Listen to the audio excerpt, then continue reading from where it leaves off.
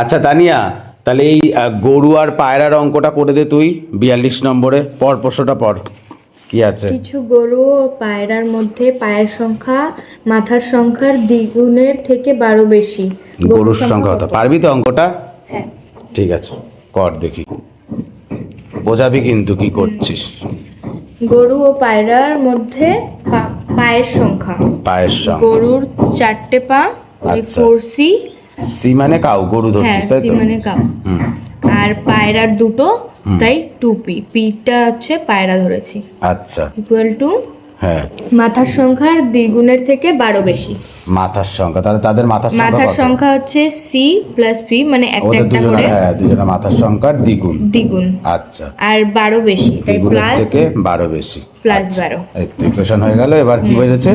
গরুর সংখ্যা, মানে সি বার করলেই হয়ে যাচ্ছে। হ্যাঁ, সি বার করলেই হয়ে যাবে। তো আমরা এটা বসিয়ে দিলাম। এখানটা বা চিহ্ন দে। হুম, এবারে এটা গুণ করে হচ্ছে। দেব। আচ্ছা আচ্ছা,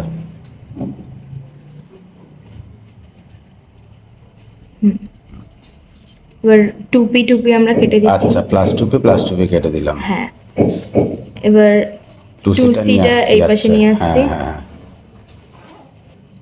কত 12, 6C না Sorry. 2C, হ্যাঁ কর 2C।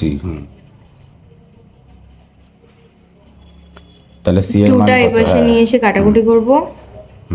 2 6 12, তাহলে সি হচ্ছে 6 তাই তো? সি মানে হচ্ছে 6, মানে গরুর সংখ্যা কত? হচ্ছে 6। অপশন হচ্ছে অপশন ডি তাই তো? আচ্ছা, তো অঙ্কগুলো সোজা তাই তো? আরো বেশি করে প্র্যাকটিস করতে হবে। ওই সিলি মিস্টেক কিন্তু পরীক্ষায় এমন এমন অপশন থাকে, 4টে অপশনের মধ্যে সেই অপশন বেরিয়ে যাবে, ভালো করে করবি।